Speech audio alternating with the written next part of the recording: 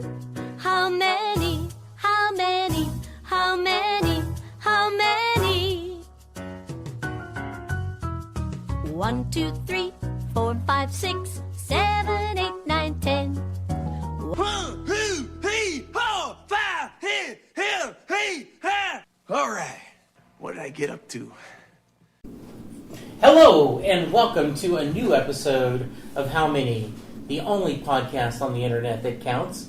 I am one of your hosts, Jesse Jackson. Joining me tonight is Bob. And Junior. And Scott. And tonight we are talking Cowboys. That's right. Even though the season is over and we have gone through our stages of grief with the Cowboys screwing the pooch, we wanted to spend a few minutes wrapping up the Cowboys season and talking about the playoffs in general and any future thoughts. So, who wants to start us off?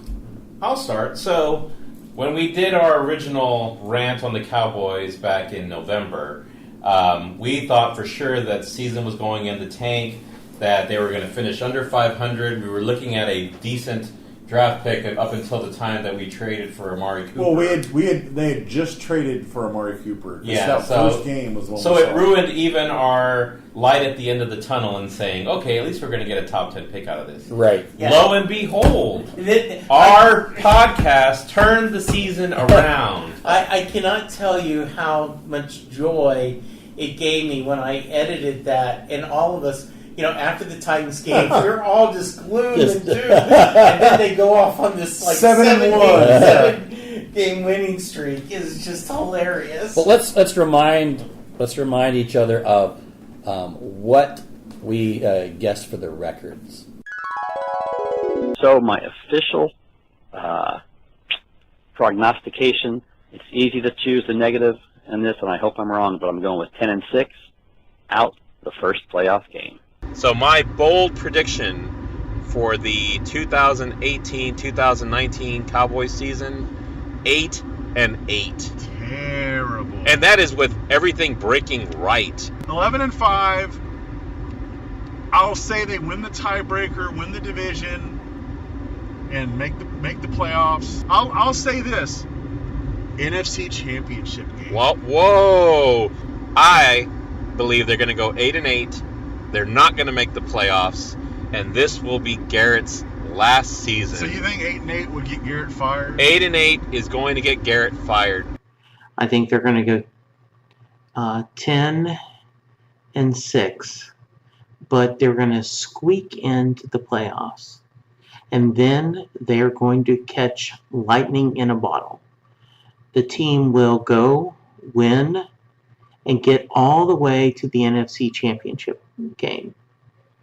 And then they will break our hearts, losing, and it will be this close. So I was in the doom and gloom. I said that they were going to finish, I think, 8-8. Yes. I didn't think that they were going to make the playoffs, and I thought Garrett would be fired. So if I had taken the Dunham approach, I'd be wearing a mohawk right now. So I was very wrong. I mean, your haircut kind of is a mohawk. Yeah, I mean, I'm close enough, right? Yes. Yeah. So, yeah, I was completely wrong about how that... I thought for sure I was going in the right direction when we... And I had guessed 10-6, but making it to the NFC Championship game. So while I had 10-6 right... you were one round short. Yes.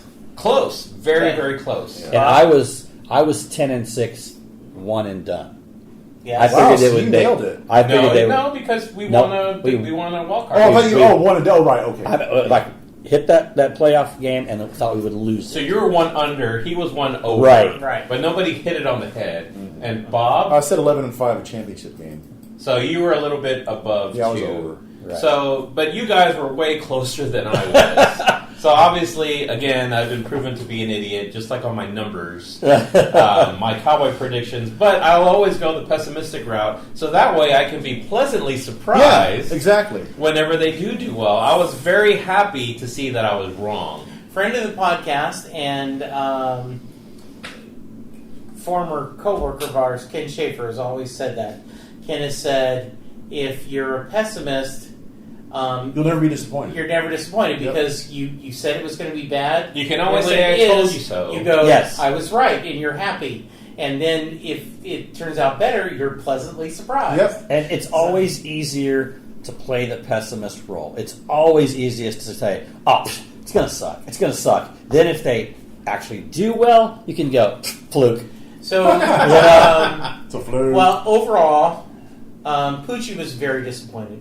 He just wanted just an NFC Championship game. He just one could win more than one playoff game. Because he was really young the last time. Right? They actually Yeah. got I that mean, far, right? right. So he can barely remember. I mean, one of his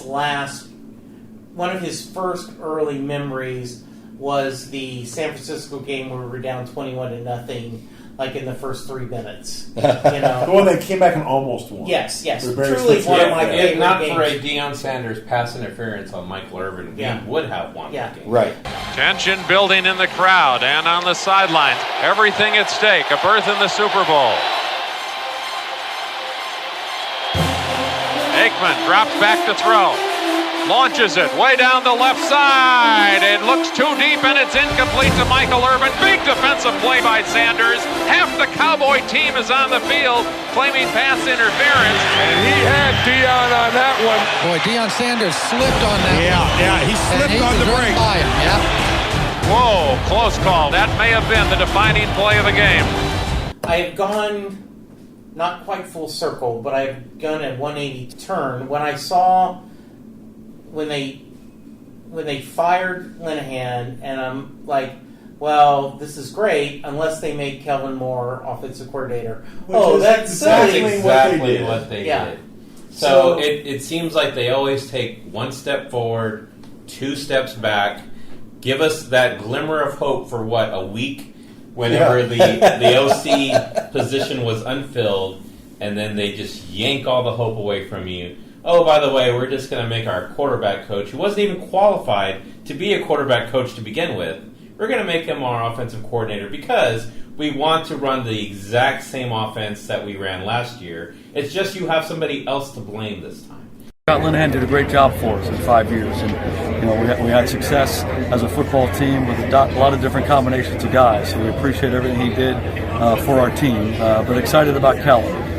Kellen's been with us as a player, a very smart player, probably line one when you describe him as a player, how smart he is, how well he understands the game, and that's why we made him the quarterback coach, and we're excited about his future as an offensive coordinator for us, and excited too to bring John Kitna back. He too was a player for us, and a lot of the same qualities, really smart, understands the game, interacts well with the players, and he's been coaching a lot of football at the high school level and the AAF, so excited to bring him on board. I think there'll be a great combination and really help our team. My thing about Kellen Moore is that I'm not ready to spit on his grave yet,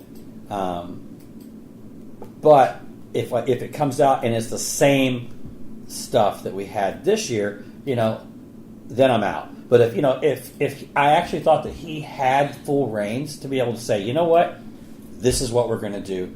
We're going to change this up, and we're going to put this out there, and we're going to throw the ball in the field. If nothing changes, it's clear that Garrett's the one actually running the offense. Exactly. Yeah, and that's the only reason why I'm slightly okay with it is the idea they did not extend Garrett.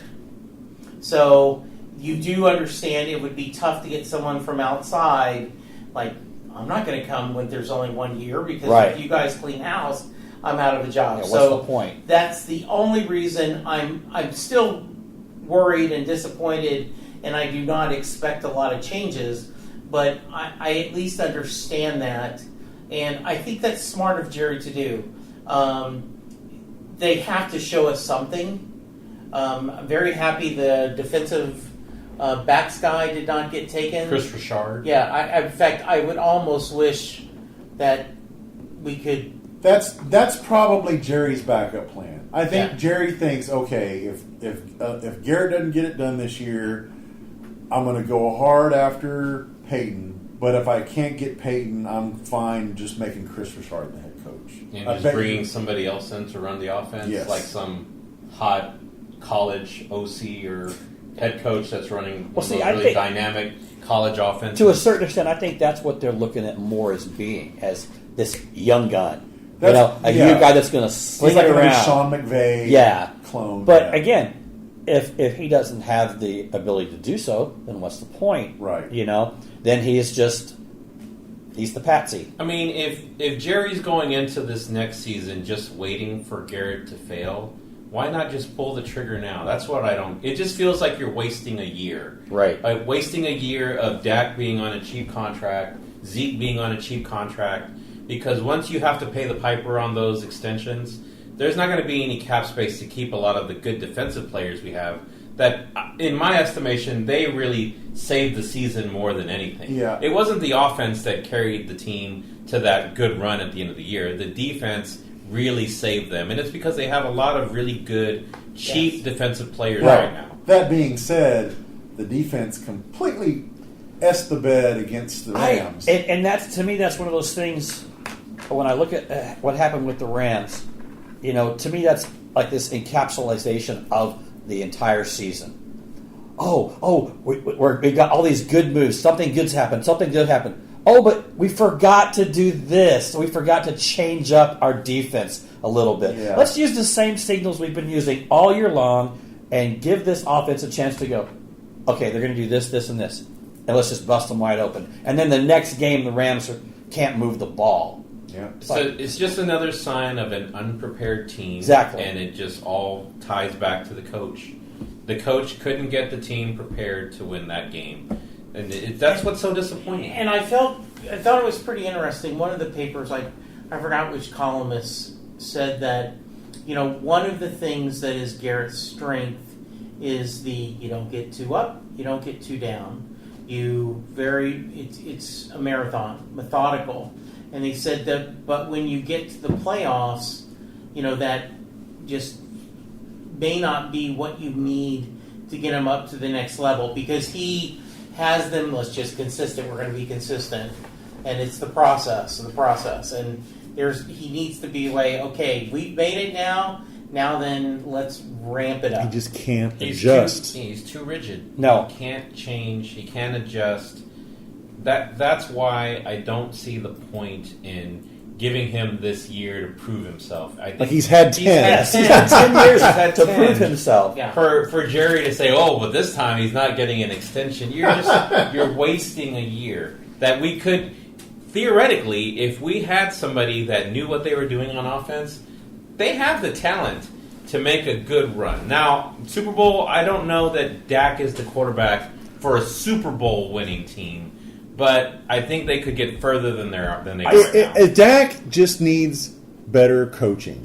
I don't think he's ever going to carry a team to the Super Bowl, but I think he's good enough to be the quarterback on a Super Bowl team with a defense like that. Do you think Kidna will help?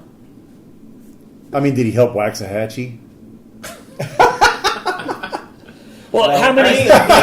Rest in peace, Wilson. Yeah. Yes, they are great. Let's go back and look at how many quarterbacks have won a Super Bowl. That, if you really go back and look at the quarterback, they're really just an average quarterback. That would be a good how many list to discuss. You got Trent Dilfer, Joe Flacco. Flacco is You're wacko for Flacco? So we were meeting with our cousin Danny's brother-in-law, Paul, and his friend, Neil. And these are a couple of big-time Baltimore pawn shop owner-operators. I was a little nervous because I don't know how they do business down here in Maryland. Big Ben knows what time it is. I'm wacko for Flacco. Flacco's a jackhole. Oh. He has some skins on Brad the wall. Johnson. Eli Eli has won 2 Super Bowls, and he is terrible. Jim Plunkett, you could make a case. We're going to edit all this out so we can go back. Now, Jim Plunkett was the number 1 overall pick, but then again, so was Eli. But yeah, the point of that though is Mark that, okay, Rippon. Yeah, Mark Rippon. Can the team carry Dak through that, or is there something else that there's another element that we need? I think that I don't know what our offensive line is going to be like next year. Yeah, is Travis Frederick going to come back? Yeah, is he going to come back? That's another prediction that I at least got right. Bob thought he was going to be back within the first 6 weeks of the seaon. Or by mid-season, or by I told you that guy will be lucky to see 2020. like live? Yeah, that Robert Guillaume disease that he's got. He doesn't have Benson. One of the big losses and storylines of the year is Travis Frederick just went through Baron Munchausen syndrome or whatever he's got. He wasn't killing his kids, you idiot. He has some kind of disease. He's all aided up, so he's going to be probably gone for the season, which is definitely going to hurt their offensive line, right? He's gone for the season. He'll be back. At least the first half of the season, right? Will you agree to that? They're going to put him on injured reserve so they can open up a roster He may spot. miss a couple of games. Well, but seriously, do you think that they have a team around him that can carry, or what element does it need to go to be brought in there to actually get him further? I don't think coaching. He needs coaching. He needs coaching. I don't think Kitna, even though he has more skins on the wall, obviously, than Kellen Moore did, I don't think he's enough of a mentor to be able to change what's wrong with Dak, which is he's just not an accurate thrower. No. That is he needs to be throwing the ball through the tire, doesn't he? Nonstop. That's how he used to spend the summer. That is the biggest handicap that this team has. He's just not accurate when it counts the most. Right. And I don't know that that's something you can just coach out of somebody. That's something that just takes a lot of practice and a lot of time, and if you can't do it, if you're just throwing to an area instead of a specific spot, then you're never going to be any more than an average quarterback. But I think that's what he is. The thing with Dak is, though, he's got a lot of the things that you can't coach, and you either have them or you don't. The intangibles, leadership. He's very good leadership. He's always cool under pressure. He doesn't panic. You're right. He's inaccurate at times, but he doesn't panic. He's good in the fourth quarter a lot of times. Down the clutch. So, there's a lot of good qualities about the guy. So you want him to succeed. Well, in the fourth quarter, do you think they're cutting him loose a little bit and letting him decide what's going to happen as opposed to if they're behind? He needs to be able to run more often. Right. And that's probably one of his biggest pluses is the fact that he can run. And I sit there and scream at the TV, let the guy run. Pull those damn safeties up a little bit, get them used to staying up here, and then maybe he can throw 20 yards past them. I'll tell you what, one thing that I would say would significantly improve his play and just his overall quarterbacking, if he would build some kind of internal clock in his head that said, okay, after 3 seconds, if I don't have anybody open, I'm just going to run and get what I can. He takes a lot of bad sacks. He holds the ball way too long. I don't think he's that far from being on par with a guy like Russell Wilson. If he can develop his game a little bit more, that's the kind of quarterback. And Russell Wilson's won a Super Bowl. That's the kind of quarterback. Been to 2, but Russell Wilson is a pretty accurate quarterback. I think Dak is more the Cam Newton mold than the Russell Wilson. Right. And Cam Newton went to a Super Bowl. Cam Newton won an MVP. I mean, who was it the other day that was talking about the quarterback has to have the timing that if it's a 5-second drop or 5-step drop, you go back 5 steps and that ball's loose and the receiver has got to be there. Yeah. And how many times do we see 5-step drop turn into 6 or 7? And then I mean, a lot of that could be on the receivers that they had, especially early in the season before Cooper got there. They've got to start having better routes, better play design. That's not on Dak. That's on the coaches. They don't move the receivers. They always are in the same positions. They don't run a variety of routes. They basically run just 2 or 3 different. Button hooks. They've got to diversify what they're doing with the plays. But the problem is there's not anybody new coming in that's going to change that. And that's the most disappointing thing of all. So I think so. I'm hoping that things will be better. I'm hoping they can find this. I'm hoping that the offseason, Amari and Dak can develop a little bit better. I mean, I think that's been good. So you can hope for that. I think Gallup will improve. I think with his second year, he's going to get better. Yeah, I think so too. There is some hope on the actual roster and the receivers and even the tight ends. I have a little. Jarwin was looking good toward the end of the season. Good, of course, we don't have a first-round draft pick, though. I'm okay. Amari is better than what we would get at the end of the first round. He's young enough that I think that's a good thing. It's just you do, and I think you said it perfectly, Junior. We feel like we're running in place one more year. And we felt like that for the last. And the issue with time is you've got a lot of guys whose contracts are about to be up. You got to figure out what to do with Dak and Zeke and DeMarcus Lawrence, and there's several, Byron Jones. There's a lot of guys who you've got to figure out what you're going to do contract wise. Yes. And one of the things going back about Dak that annoyed me, and again, I'm not a football genius, but I do think there's times when he had open receivers and he didn't throw the ball, and I think it's a part of his confidence of I can't get it in there.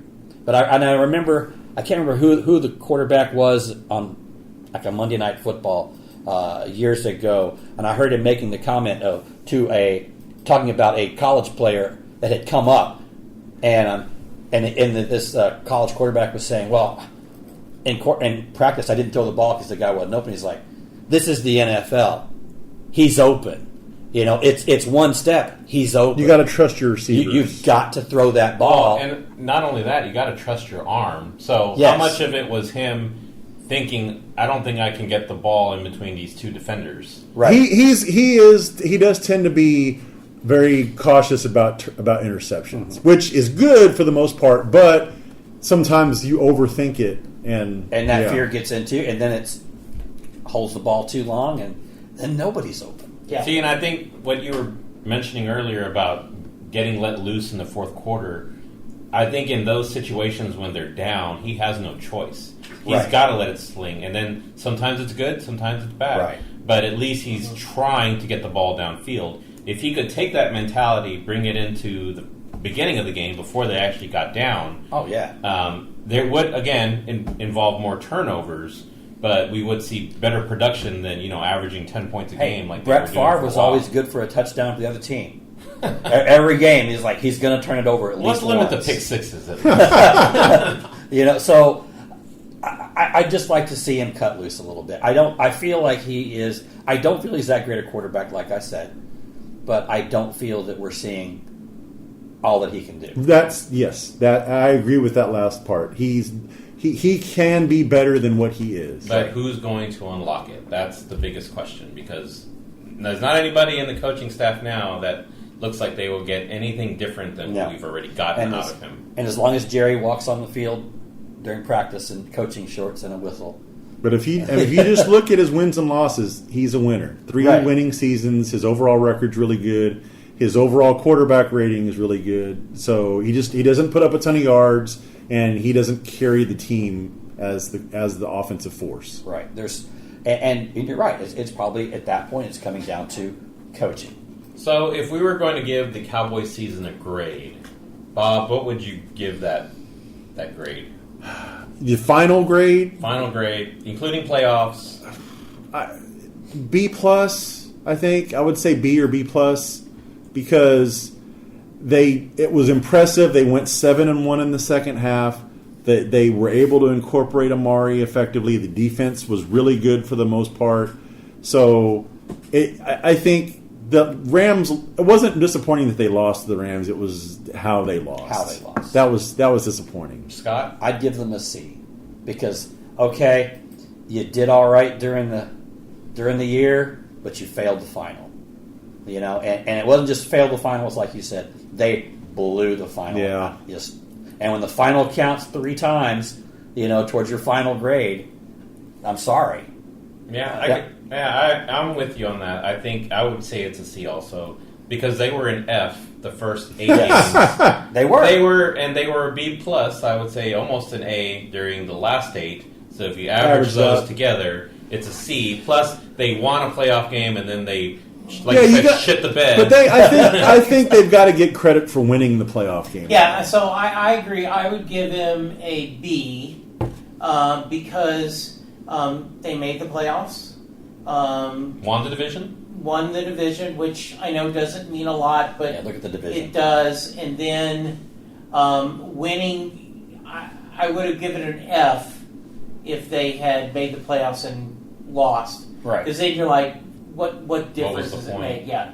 But by winning one game, against a good team. Seattle's a good team. Yeah, Seattle's a good team. So I'm giving it a B.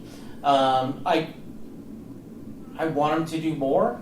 Yeah. And I'm sure that there are teams out there that fans would love that my team would wins get that their far. division, Right. wins a game, but I think They've kind of hit a ceiling. It's yes, like they that's can't, it. Yeah, they that's can't get what's- past yeah, that. and that's what's bothering me is they need to get past that. Slap. Exactly. Did I Rhythmic slapping. tell you guys what I did after the Seahawks game? No. Did you see it? I should say that. I saw the Seahawks because I went. No, not. I mean, what I did. I went live. And this because my neighbors across the street, huge Seahawks fans. Really? Huge. They got the flags out. Everything is. Are they painted from the that colors. area? I think so. Oh, okay. But their garage because they live in their garage because they're heavy smokers. But everything's Seahawks They are colors. inseparable. Everything. But anyway, so. Like a year or so ago, I bought one of those little laser lights you put in the front yard and it projects up on your house, and it's the Dallas Cowboys stars. Okay, so I put that up there, and I put it out just before the playoffs, and then my neighbor across the street, I come out one day, and she's putting her Seahawks one up on the house, and she's like, Oh, she had lights like yours? She's talking trash to me. You better get ready to shut your lights off. Blah, blah, blah, blah. And I'm like, we'll see. Even though I thought the Cowboys were going to lose. Went over to my friend's house. Cowboys win. So you watched at their house? No. Oh, That's some other friends of ours. And we come home. It's dark. Their light is out. Their light is out, and ours is on. So I just went, yeah, I'm doing this. I put an extra long extension cord on it, and I went live and took it across the street, stuck it in their front yard, putting the stars on their house. Oh, that's Did they awesome. come out? No, he didn't come out that day, but the next day when he was home, I went over there and they were out in the garage, and I stuck it in there and I put it up on the house, and I was like, "Dude, I like the lights on your house." He's like, "What are you talking about?" I said, "Man, I'm digging the new light on your house." "What the hell did you do to my house?" And he comes out, he's like, "Oh, you son of a." Hopefully, it was good nature. Oh yeah. Okay, It was good nature. Take Yes. a swing at you, right? I will never take Boy, my rivalries Jesse. angry. I think we'll continue to be fans. We'll yes. continue to wish for the best, but it is tough. Yeah, It is so very to summarize, it sucked. The season sucked. What a waste of time. I hate the Cowboys. As Junior is here with his Cowboys sweatshirt. And his Cowboys hat. It's just clothes. It's just clothes. He's got his Cowboys undies on, too. Yes. All right, guys, so great topic. I guess we won't even mention the Super Bowl that just occurred. It was terrible. I don't care what will, they say. I will tell you, not out of any anger or anything, but I truly didn't care. So I did not watch one moment of it. I ended up meeting my brother for dinner, and he and I caught up. It should have been the Saints. Yes. I really. And I think if the it's been the Saints Saints, would have I would have been engaged. I wanted the Saints and the Chiefs. Those were the ones Yes. I wanted in there. Yeah, the two teams I did not want to see in there were the ones that made it. So at that point, you're just watching for the commercials, right? You still got to watch for the commercials. And at least, that's what I decided is they all play afterwards on YouTube, so I can just catch them there. Yeah, that's a good point. Yeah. But I like the feeling of live. No. commercial. Yeah, I was watching it for the squares that I purchased. Yeah, that's You know? I had numbers rolling. Yes, numbers rolling. All right, guys. So thank you. I am at Jesse Jackson DFW on Twitter. Scott is at Scott Matula. Scott _ Matula at Twitter. Go Yeah. see my niece's new movie, Fighting with My Family. Starring The Rock, Dwayne The Johnson. What? It's Dwayne Johnson. How are you? Prove it. If you smell what The Rock is cooking. Yeah, and I'm Vin Diesel, mate. I'm sorry. Bob is at Lukewarm Tallboy, Tallboy. yes. Junior is at Junior Mexican _ Junior. yes, impressive. And, yes. he memorized all of our Twitter handles. Well, We've only been doing this like 80 episodes. That is almost as impressive as you remembering everybody's birthdays, because I am under the contention that unless you're related to somebody, you shouldn't know their birthday, right? I only know a couple. Yeah, you shouldn't know your friends' birthdays. That just seems... He's creeped out because I know the day and the year. I know my two best friends' birthdays, but that's only because I've known them for 50 years. So yeah, see, and you've only known me for like 5 years, so you shouldn't know my known birthday. you for 22 or 3 years, stupid. So impressive. That's almost as impressive as Reiner knowing all of the presidents in order. What's my birthday? Or Corby knowing the entire 1978 Cowboys roster. I used to be able to do that. All right, guys. Have a Take good night. it easy. Thank you.